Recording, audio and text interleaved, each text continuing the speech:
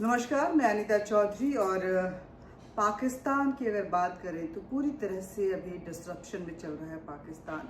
काफ़ी अशांति फैली हुई है। एक तरफ बलूचिस्तान जहां रिवोल्ट किया हुआ है, वहीं पाकिस्तान ऑक्यूपाइड कश्मीर से भी जो नज़ारे आ रहे हैं, जो तस्वीरें आ रही हैं, वो पाकिस्तान के लिए अच्छी नहीं मानी जा रही। हमारे साथ बात करने के लिए दीपक बोरा जी हैं, जो कि भारतीय राजनयिक हैं और special adviser to Africa and Ladakh हैं। सर, ये भारत जब से ऑपरेशन सिंदूर हुआ है या उससे पहले से भी देखें, भारत की नीतियों में कहीं ना कहीं पाकिस्तान विदेशी पटल पे तो बैकफुट पे नजर आ ही रहा था। अब अपने ही देश में, अपनी ही जमीन पे चारों तरफ से घिरा हुआ नजर आ रहा है। कभी सिंध प्रांत से रिवोल्ट की आवाज आती है, कभी बलूचिस्तान तो लगातार अपने विद्रोही आवाज के साथ पाकिस्तान के साथ लड़ाई लड़ रहा है। और अब पाकिस्तान ऑक्यूपाइड कश्मीर में जिस तरह की तस्वीरें आ रही हैं पिछले 2-3 दिनों से, वो काफी जी मैं समझ गया। बहुत बहुत धन्यवाद आपका, आपने ये मौका दिया है आपसे बातचीत करने का और आपसे सीखने का। Thank you very much. जैसा आपने कहा, मेरा नाम दीपक बोरा है। मैं 6 देशों में भारत का राजदूत रहा हूँ और अभी 3 अफ्रीकी देशों में विशेष सलाहकार हूँ। कारगिल और लेह में भी विशेष सलाहकार हूँ।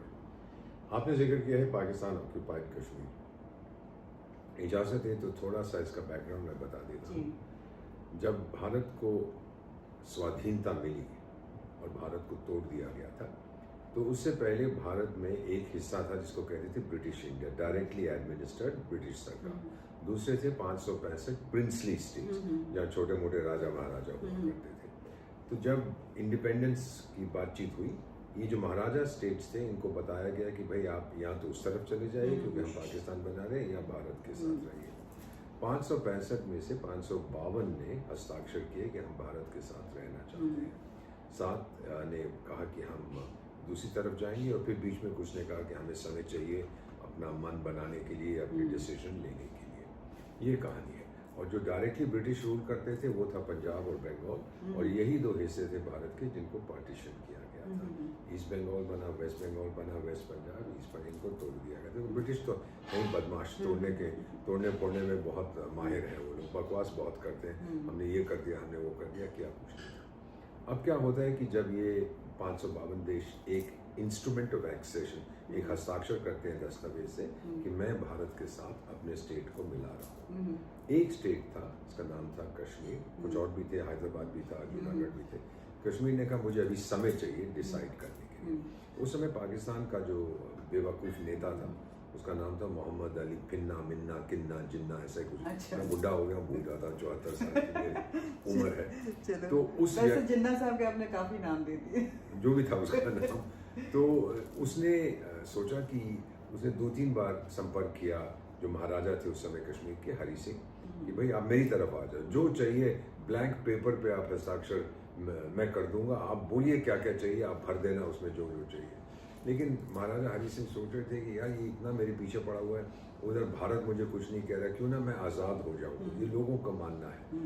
लेकिन फिर जब जिन्ना तंग आ गया और देखा कि ये बहुत देर कर रहा है, तो फिर एंड अक्टूबर 47 में उसने अपने कबीले भेज दिए। कबीले तैयार कर रखे थे, और ये झूठ है कि सिर्फ कबीले थे, उनके साथ उसकी फौज भी आई, छोटी मोटी फौज थी। अच्छा। क्योंकि टूटी हुई थी फौज उसकी, भारत की फौज से अलग हुई थी, और ब्रिटिश ऑफिसर्स उसको कमांड कर रहे थे। ब्रिटिश ऑफिसर्स उनको लेके आए थे। ये हकीकत है, ये सच्चाई कि मैंने बहुत से लोगों से बात की है जो उस समय जिन्होंने भारतीय सेना में पाकिस्तानियों का मुकाबला किया था, including my own late father. मैं इतना आपको बता देता हूँ कि मेरे फादर का जो परिवार था वो गजनी अफगानिस्तान से है, तो मैं 50% पश्तून हूँ, और मेरी माँ का संबंध सिख परिवार से साथ, तो मैं आधा सिख भी हूँ। तो कहते हैं जब पठान का खून और सिख का खून मिलता है तो बड़ा डेडली हो जाता है।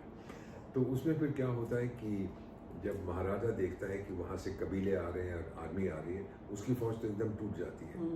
फिर वो हमसे कहता है, भारत से, पंडित जवाहरलाल नेहरू से, कि आप मेरी मदद कीजिए, मेरी रक्षा कीजिए, नहीं तो मैं बर्बाद हो जाऊंगा। हम लोग कहते हैं कि आपने साइन नहीं किया वो दस्तावेज। तो फिर वो 24 घंटे के अंदर दस्तावेज साइन करता है। फिर हमारी फौज जाती, जाके ठोकती है पाकिस्तानियों को और भगाती है। वो हार रहे हैं, हम उनके पीछे दौड़ रहे हैं, मारते जा रहे हैं। अच्छा, ये हालत थी। ये हालत थी। फिर पता नहीं क्या होता है कि उस समय की जो हमारी सरकार थी वो कहती है हम युद्ध विराम एक्सेप्ट करते हैं। प्रपोजल हमने दिया था सीज फायर का, हम संयुक्त राष्ट्र संघ में गए, बोला कि सीज फायर। जब जंग होती है या बॉक्सिंग रिंग में, मैं तो बॉक्सिंग करता था बचपन में, अब तो 74 साल की उम्र है, नहीं करता हूँ। तो जब करते आप अभी भी कर सकते हैं तो आपका बड़ापन है। तो उसमें क्या है कि जब जो जीत रहा होता है वो कभी नहीं कहता कि इसको ड्रॉ मान लीजिए। इसलिए जंग में भी जो आर्मी जीत रही है वो सीज फायर नहीं मांगती। दूसरी वाली हारने वाले कहते हैं अच्छा भाई बहुत मार पड़ी है हमें, अब आप खामोश हो जाएगा, अब हमें और मत पीटिएगा। लेकिन हम चले गए, वो क्या कहते हैं, खता लम्हों की सज़ा सदियों ने पाई। तो आज तक हम वो सज़ा भुगत रहे हैं, तो हम उनको पूरी तरह से हटा सकते थे।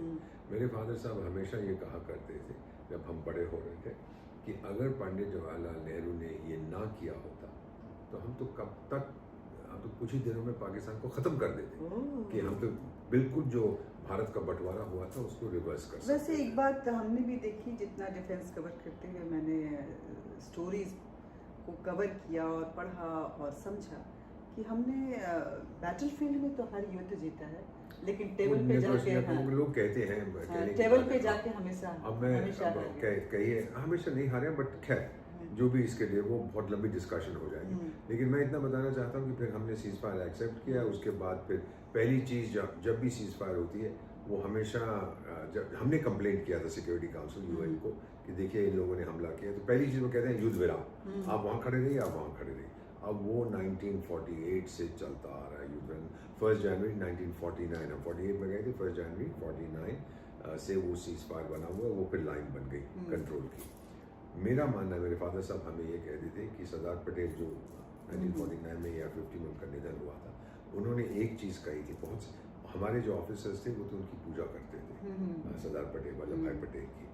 और मेरे फादर साहब मुझे बताया करते थे कि इसने पटेल ने अपने कुछ एडवाइजर से कहा जब पंडित नेहरू ने सीज फायर का ऐलान किया कि जवाहर बहुत पछताएगा। और देखिए आज तक हम लोग पछता रहे हैं जो उसने पंडित जवाहरलाल नेहरू ने सीज फायर को एक्सेप्ट किया था।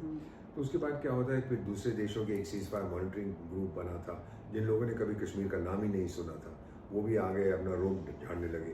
अभी तक वो बैठे हुए थे, पिछले साल या इस साल हमने उनको दफा किया है, भाग जाओ यहाँ से, आपकी कोई ज़रूरत नहीं है। अब कश्मीर जो है वो तो स्पेशल स्टेटस वेटस सब खत्म हो गया, भारत में आ गए। तो ये बैकग्राउंड है कि अलग हो गया। अब क्या होता है मैम, जिन देशों में मैं रहा हूँ, 3 देशों के बारे में आपको बता सकता हूँ, मैंने उनको टूटते देखा है। अच्छा। देश क्यों टूटता है? सबसे पहले 4 इसके मेन रीजन होते हैं।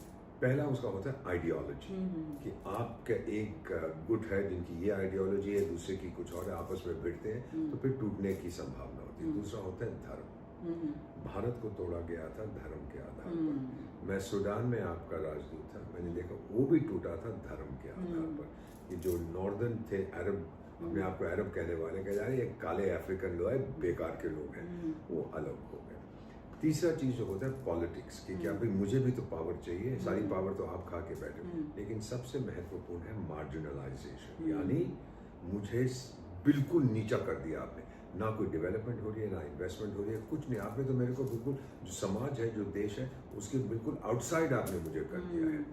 ये चीज मैंने देखा है बांग्लादेश में हुई थी।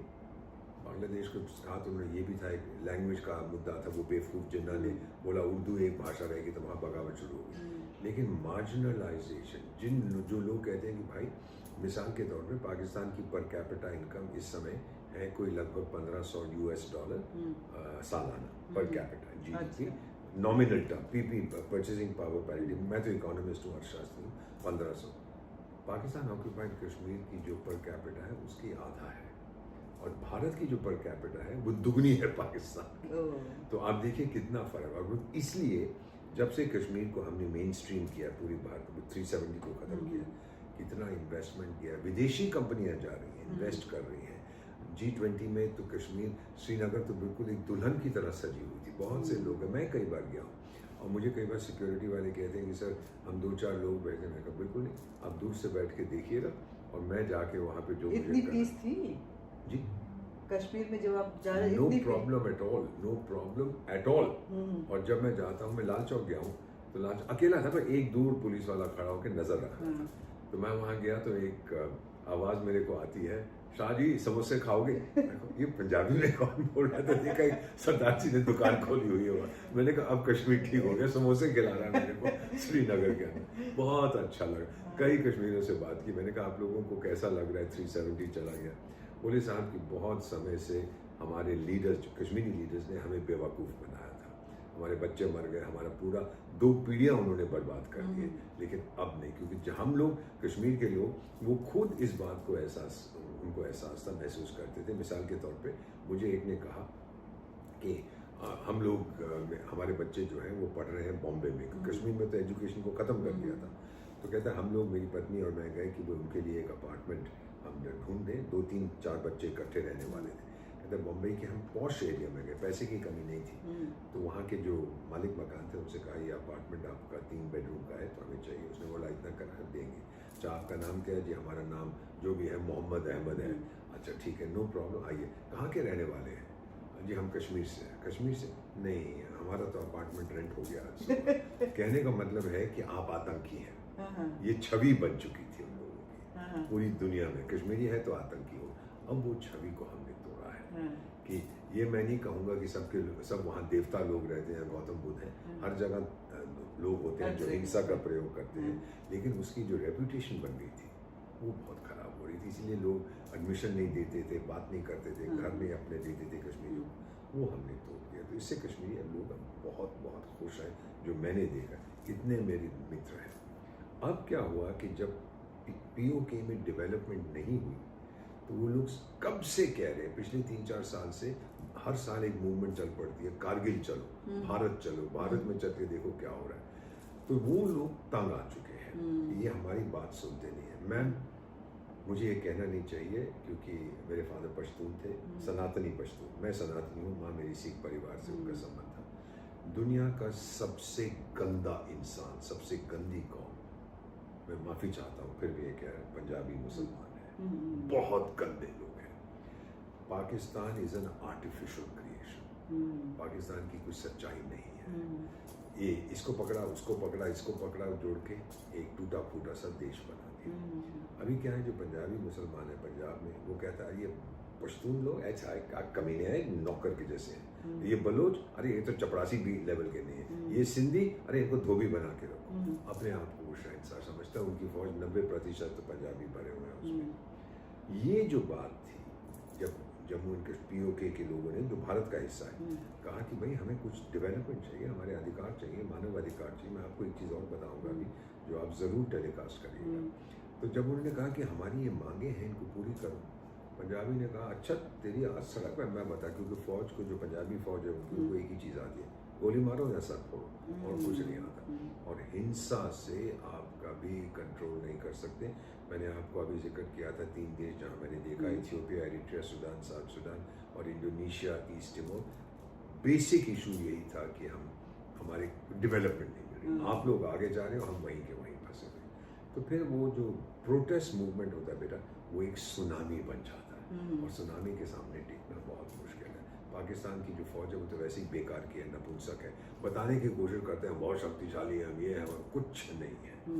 तो अभी क्या होता है कि फिर ये जो मूवमेंट चल पड़ी, अब यंगस्टर्स आ गए हैं। वही मैं बोलने वाली थी कि देखिए इन तस्वीरों में हम आपको दिखाएंगे कि किस तरह से POK से लेकर के मुजफ्फराबाद तक कोई ये मौलानाओं की रैली नहीं है, मौलानाओं की भीड़ नहीं है। नौजवान पाकिस्तान ऑक्यूपाइड कश्मीर के वो मुजफ्फराबाद की तरफ मार्च कर रहे हैं, बाईपास सर बिल्कुल ब्लॉक्ड है, और इसका असर UK में भी देखा गया कि पाकिस्तान हाई कमीशन के सामने प्रोडक्शन हुए हैं। बेसिक चीज़ ये है कि जो यंग पीपल, जेन ज़ी, आपने इसको नेपाल में देखा है, आपने बांग्लादेश में देखा है, श्रीलंका में देखा है, मैडागास्कर जो अफ्रीकन कोस्ट का एक आइलैंड है, वहाँ पे मैं तो रहा हूँ, ज़बरदस्त वहाँ पे समय डेमोन्स्ट्रेशन, यंग पीपल। तो ये यंग लोग जो उतर आए हैं सड़कों पे, ये ऐसे हैं कि ये डरेंगे नहीं गोलियों से, ये छाती पे गोली लेंगे और जवाब देंगे गोली का गोली से। अब मैं कई बार अपने पाकिस्तानी दोस्तों से कहता था कि टाइगर लोग देखो, जब हम मिलते थे राजदूत वगैरह, तो मैं उनको कहता था कि यार हमने भी ये समस्याएं देखी है, नॉर्थ ईस्ट में कितनी समस्या थी, जम्मू कश्मीर में थी, दक्षिण भारत में थी, पंजाब में थी, हमने डील किया उसके साथ, हमने उनके साथ बातचीत की, डायलॉग, डिप्लोमेसी, डेवलपमेंट, कई चीज़ें हमने की। अगर आप चाहें तो हम आपको बता सकते हैं हमने कैसी बात की। नहीं नहीं, इंशाअल्लाह वो हमें सिखाएगा। अच्छा भाई, हम सब प्रार्थना करते हैं अल्लाह की, वो बहुत बिजी है, उसके पास टाइम नहीं है आपको कुछ सिखाने के लिए। एक चीज़ आपको और बता दूं, किसी और देश में जहाँ पे मैं आपका राजदूत था, वहाँ पर भी एक इस टाइप की मूवमेंट चल रही थी, प्रोटेस्ट मूवमेंट। उनको डर था कि कहीं इंडिपेंडेंस की डिमांड ना हो।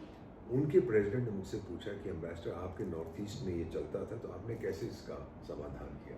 मैंने कहा सर मैं आपको बता दूं। कहता मैं एक डेलीगेशन भेजना चाहता हूँ आपकी होम मिनिस्ट्री से मिलने। देखिए उसके विचार और इनको हम बता सकते थे कैसे करना है। इंशाअल्लाह वो सब कर रहे हैं। अच्छा भाई बैठा रहे फिर तो अगर ये करना है तो जो मैं आपको कह रहा हूँ कि ये लोग खुद सुधारना नहीं चाहते सिचुएशन, क्योंकि जहाँ पे दंगा है, कारगिल का आपको एक चीज़ और, दंगा है ना तो लोग उसका फ़ायदा उठाते हैं। कारगिल में मैं स्पेशल एडवाइज़र हूँ। अब बेटा वहाँ से लोग आते हैं फ्रॉम पाकिस्तान ऑक्यूपाइड कश्मीर, उस तरफ से गिलगित बाल्टिस्तान वगैरह से आते हैं। पहले उनको इस्लामाबाद जाना पड़ता था, अब तो वीज़ा हमने बंद कर रखे। वीज़ा लेके फिर दिल्ली आते थे, फिर दिल्ली से कारगिल, जबकि डायरेक्ट फ्लाइट अगर रास्ता खुल जाता Skardu to Kargil 30, 40, 50 kilometre, 2000 kilometre. खैर आ गए। उन्हीं की फैमिलीज हैं, एक ही जैसे, वो बाल्टी भाषा बोलते हैं जो मैं भी बोलता हूँ।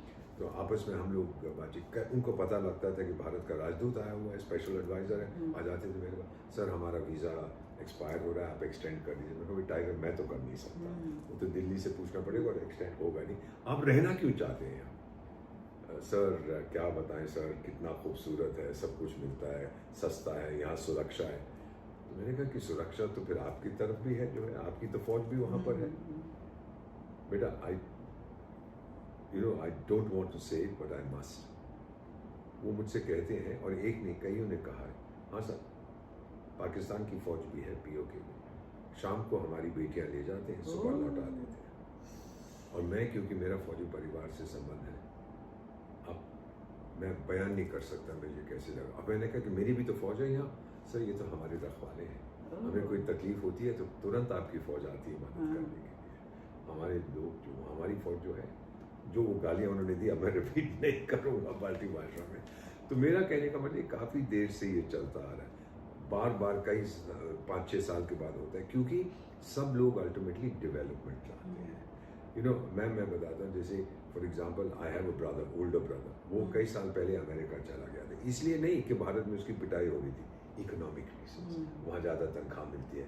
सो बिल्लू भाई क्लिंटन, जिनको मैं प्यार से कहता हूँ, जो अमेरिका के राष्ट्रपति थे बिल क्लिंटन, मैं उनको बिल्लू भाई क्लिंटन अच्छी तरह से जानता हूँ उनको।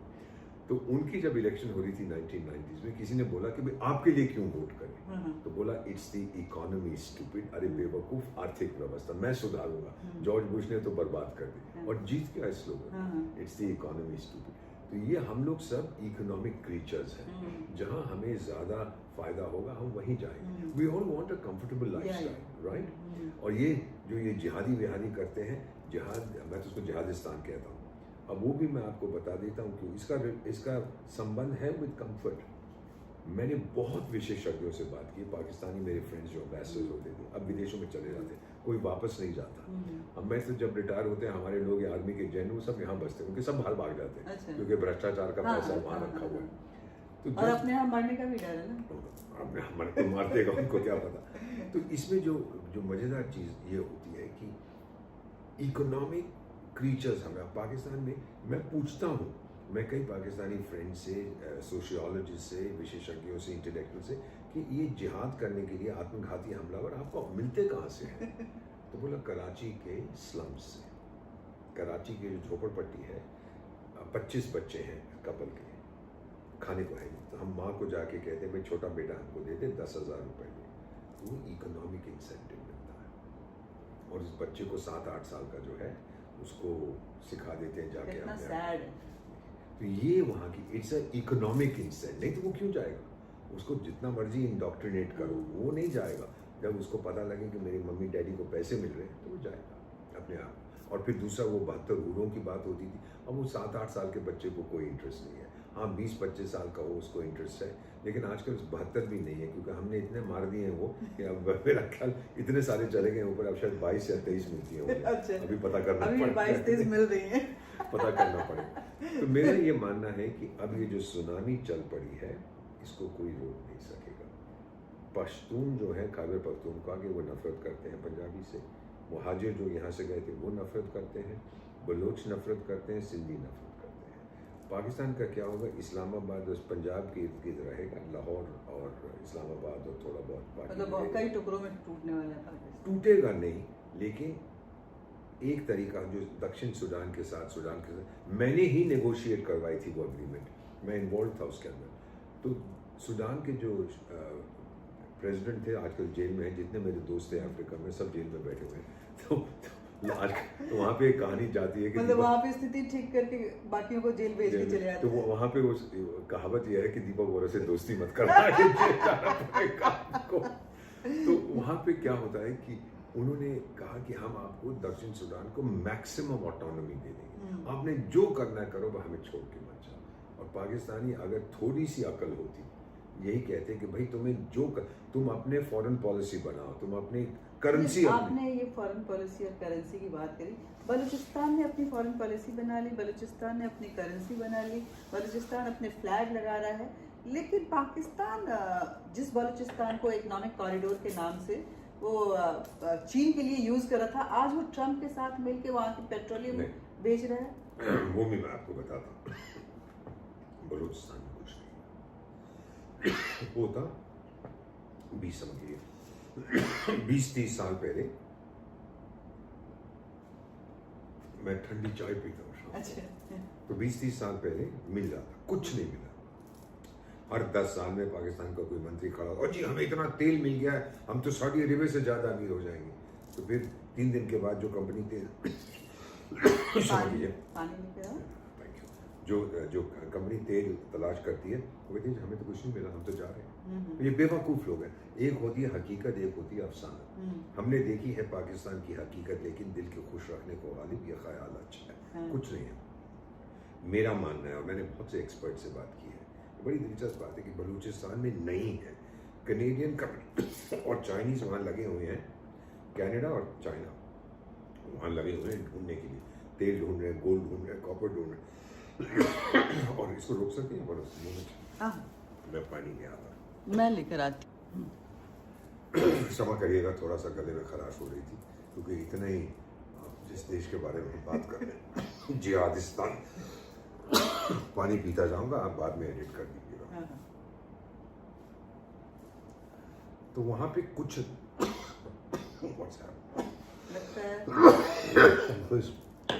रोक दीजिएगा, पॉज पे डाल देती हूँ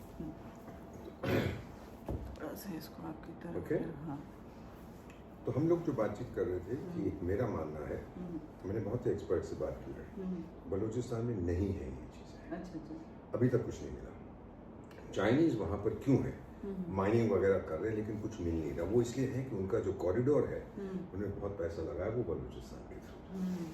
और ये पिंजरे वाली मुनरिया जो उनका फूल मार्शल है, ये जाके बोला है कि अमेरिकन कंपनीज को आना चाहिए।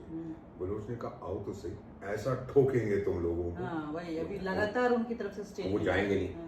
अब क्या होगा कि कनाडा वाले भाग जाएंगे, तो डरपोक है और बदमाश भी है कि जो मिल सकता है जहाँ पे अनसर्टेनिटी हो। ये मैंने अफ्रीका में देखा है। आप सरकार को हिलाओ, ऑपोजिशन बनाओ, फिर जब कोई इफेक्टिव गवर्नमेंट नहीं है तो आप वहाँ के नेचुरल रिसोर्सेज को चोरी करके ले जाओ। ये नॉर्मल होता है। तो यहाँ पे बलूचिस्तान में कुछ मिलेगा नहीं, अमेरिकन नहीं आएंगे, और चाइनीज जो है वो वहाँ बैठे हुए हैं ताकि वो कंट्रोल कर सकें अपने कॉरिडोर को जो होगा, और कोई उनका इंटरेस्ट नहीं। लेकिन वो भी काफी महंगा पड़ रहा है। बहुत महंगा उनको पड़ रहा है, वो बड़े नाराज हो रहे हैं। अब क्या हुआ, इसी साल बलूच लोगों ने कहा कि भाई पैसा ज्यादा लगाओ हमारे इसमें, यहाँ पीओके में ज्यादा लगाओ। पीओके वालों ने कहा, तो पाकिस्तान के जो बदमाश अपने आप को शरीफ कहता है, क्या नाम है उसका, कहता मैं प्रधानमंत्री हूँ, कोई बदमाश शरीफ ऐसा ही कुछ बेवकूफ सा, उसने क्या किया 20% पीओके का बजट कम कर दिया। तो लोगों ने कहा ये क्या कर रहे हैं भाई देखो जी, अंतर्राष्ट्रीय मुद्रा कोष IMF मुझ पर बहुत प्रेशर डाल रहा है। रबिश। क्या था, चीनियों ने कहा कि 1% तूने लगाना था, 9% मैंने लगाने 10% में, तो अपना 1% कहाँ गया तेरा? तो उसने पीओके का बजट से वो रोक दिया और वो और बिगड़ गए। दिक्कत यह है कि ये जो बेवकूफ़ लोग हैं जो बैठे हैं इस्लामाबाद में, अपने आप को बड़े शातिर समझते हैं बेवकूफ़। सारी दुनिया देख सकती है कि ये क्या कर रहे हैं। मैं तो जानता हूँ। एक चीज़ आपको और बताता हूँ, एक यूरोपियन देश में मैं था, तो एक मेरे साथ एक पाकिस्तानी एम्बेसडर कहीं थे, वो वहाँ सेटल हुए हैं। मुझे घर बुलाया डिनर पे, बड़ी खुशी से गया, दोस्त हैं उसमें क्या है। तो मेरे को फिर उन्होंने अपने ग्रैंड सन से मिलवाया, अब बच्चे का नाम भूल गया। तो आया उसने, मुझे कहा दादा कैसे हैं आप? मैंने कहा बेटा ठीक हूँ, मैं भी दादा, वो भी उसका दादा।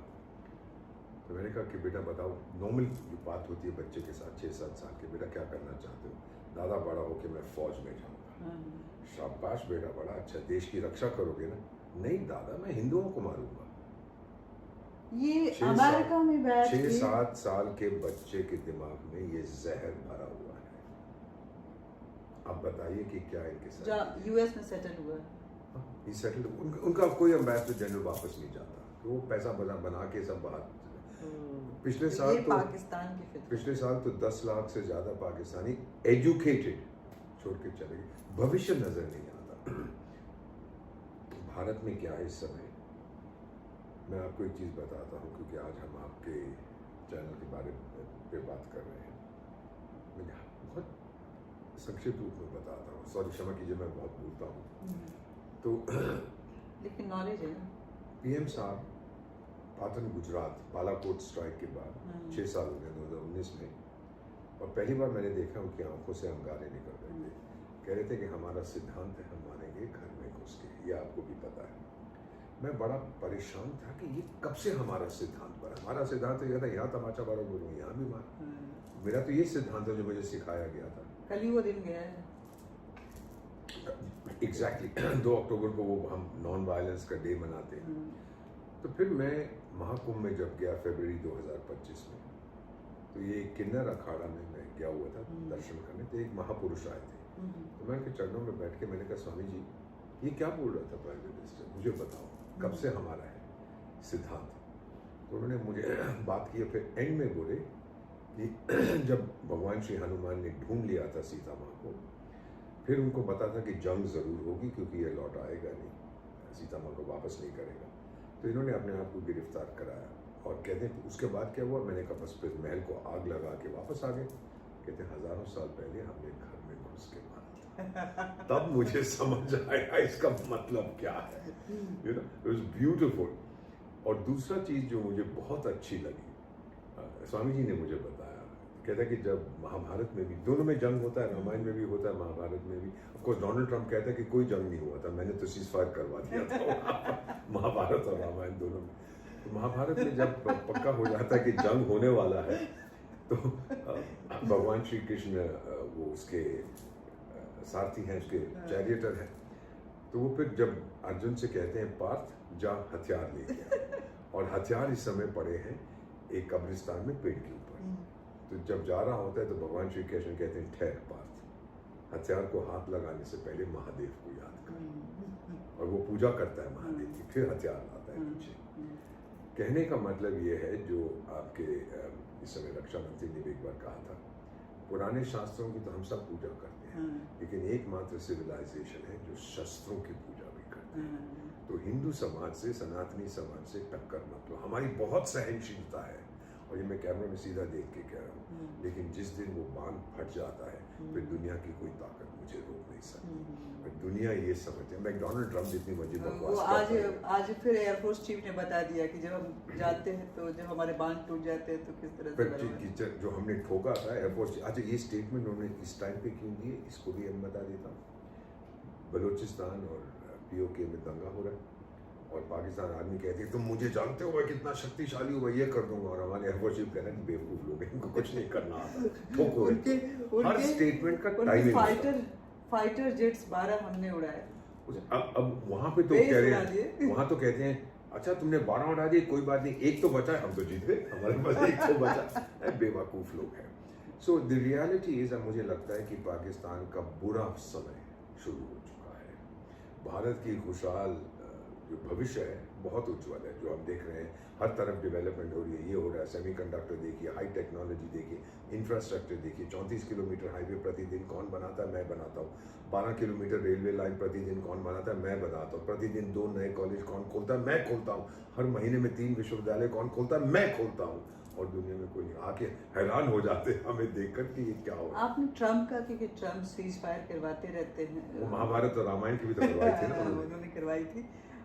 ट्रम्प को आजकल बहुत ज्यादा इंटरेस्ट हो गया है पाकिस्तान को लेकर वो के, इसलिए- लेकिन इन सब के बीच में पुतिन ने एक बहुत उसने स्ट्रॉन्ग बहुत स्ट्रॉन्ग किया कि भारत के साथ पंगा मत लो, मोदी झुकेगा नहीं। मेरी पत्नी ने, मेरी एक ही पत्नी है, 48 साल हो गए, उन्होंने एक चीज कही थी कि 140 करोड़ अच्छा, आपने शहबाज शरीफ लोगों से इंस्पिरेशन नहीं ली? नहीं हो सकता। उसकी तो 18-20 पत्नी है, एक संभाल ही नहीं जाती और 48 साल में बस एक ही रखा। एक संभाल नहीं सकता तो बाकी लेके क्या। सनातनी हूँ मैं, जब वो 7 फेरे ले लेते हैं गेम ओवर।